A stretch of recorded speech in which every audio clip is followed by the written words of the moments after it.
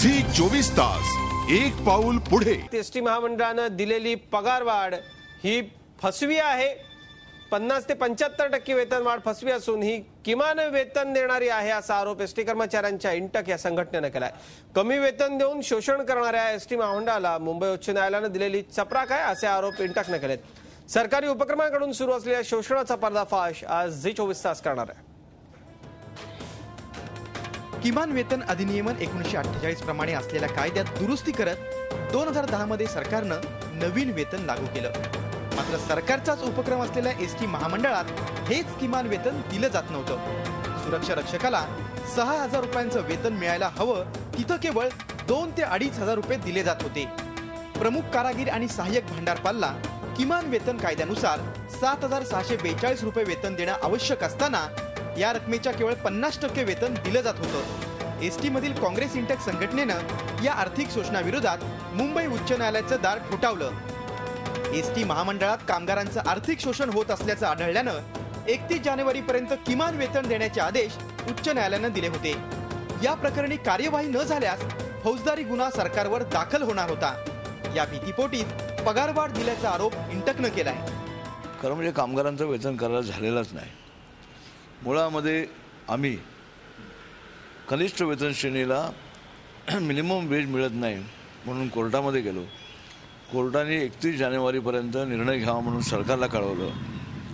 तो निर्णय होईना म्हणून आम्ही महामंडळाला पत्र लिहिलं की किमान वेतन न देणं हा कायद्याने गुन्हा आहे।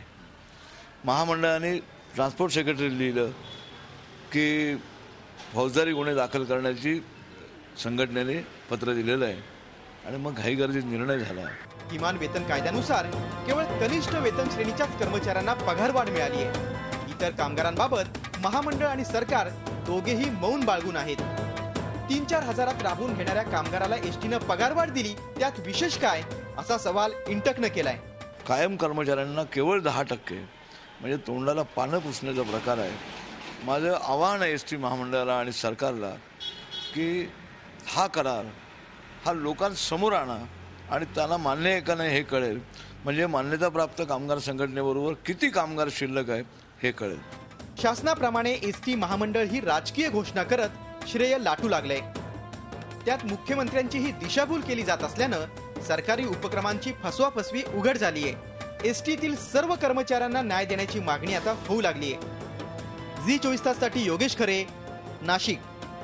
काँग्रेसचे आमदार आणि इंटकचे ते अध्यक्ष आहेत। जयप्रकाशजी, काय नेमके तुमचे आरोप आहे? ही सगळी वेतनवाढ जी आहे एसटी कर्मचाऱ्यांना दिलेली ती फसवी आहे असा तुम्ही आरोप केला होता। काय नेमकं म्हणायचंय तुम्हाला? तुमच्या संघटनेने एक याचिका देखील न्यायालयामध्ये दाखल केली होती। काय नेमकं सगळं होतं? कशा पद्धतीनं तुम्ही एसटी कामगारांना आणखी न्याय मिळाला नाही असं म्हणताय? काय नेमकं खरं आहे? काय तुम्हाला मांडायचंय? एसटी महामंडळाने जे पगारवाढीची घोषणा केली आहे ती काही खरं गोष्ट नाहीये। इंटकनी युनियनने हायकोर्टामध्ये केस दाखल केली आणि हायकोर्टाने अल्टिमेटम दिला आणि आम्ही मागणी केली की जर नाही वेळेमध्ये झालं तर मॅनेजिंग डायरेक्टर आणि सर्व डिव्हिजनल कंट्रोलरच्या विरुद्ध फौजदारी गुन्हे दाखल केले जातील। त्यावेळी धावपळ करून ही मागणी केली आणि याच्यामध्ये महामंडळाचा काही संबंध नाही। कायद्याप्रमाणे माननीय मुख्यमंत्र्यांनी सकारात्मक भूमिका घेतली आणि मिनिमम वेज देण्याचा प्रयत्न केला। 70% वाढ दिली। 70% वाढ दिली नाही तर गेले 2 वर्ष 70% कमी पगार दिला कामगारांना। तो पगार देण्याचा प्रयत्न याच्यामधून झालेला आहे। यामध्ये कामगार संघटना किंवा एसटी प्रशासनाचा काहीही संबंध नाही। किंबहुना वरिष्ठ कर्मचारी जे आहेत नियमित वेतन श्रेणीमध्ये कर्मचारी आहेत त्यांच्याकरता फक्त 10% पगारवाढ मान्य करणं म्हणजे कामगारांना त्या तोंडाला पानं पुसणं आहे आणि तोही करार मान्य करण्यात येणार नाही। आणि किमान वेतन दिलं यामध्ये काही मेहरबानी एसटीची कामगार संघटनेची नाही। सरकारच्या भूमिकेमुळेच कामगारांना पैसे मिळणार आहेत। सरकारच्या भूमिकेमुळे कामगारांना पैसे मिळणार आहेत असं तुम्ही म्हणतायत, पण एकीकडे जयप्रकाशजी तुमचं म्हणणं असं देखील आहे की न्यायालय दणका देणार होतं आणि ते सगळं लक्षात घेता सरकारनं ही सगळी पगारवाढ देऊ केली आहे, अन्यथा तसंही झालं नसतं। आणि दुसरी सगळ्यात महत्त्वाची गोष्ट म्हणजे ही वेतनवाढ फसवी आहे असं तुम्ही म्हणताय। हे जे पैसे मिळत आहेत हेही पुरेसे नाही असं तुमच्या संघटनेचं म्हणणं आहे का?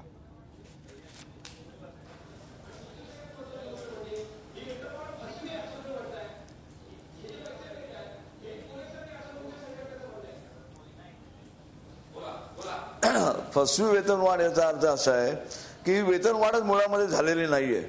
हा मिनिमम वेज जो सरकारला बंधनकारक आहे की किमान वेतन किती दिलं पाहिजे आणि किमान वेतन हे सरकारने ठरवलेलं आहे, त्यापेक्षा 70% कमी वेतन कमी कामगारांना दिलं आहे. आम्ही हायकोर्टामध्ये गेलो, हायकोर्टाने निर्णय दिले की ताबडतोब निर्णय घ्या आणि आम्ही निर्णय सरकारला म्हणजे एसटी महामंडळाला पत्र दिलेलं होतं की तुम्ही जर किमान वेतन द्यायला फेब्रुवारीपर्यंत सुरुवात केली नाही तर आम्ही फौजदारी गुन्हे दाखल करू. आणि म्हणून धावपळ करून जे कायद्याने किमान वेतन आहे तेच किमान वेतन दिलं. याच्यामध्ये काय वेतनवाढचा विषयच कुठे आलेला आहे खरं म्हणजे. आणि म्हणून सरकारने लक्ष घातलं, माननीय मुख्यमंत्र्यांनी लक्ष घातलं आणि म्हणून किमान वेतनामुळे एवढी पगारवाढ झाल्याची दिसते. याच्यामध्ये कामगार संघटनेचा किंवा एसटी महामंडळाचा काही संबंध नाही. झी 24 तास एक पाऊल पुढे.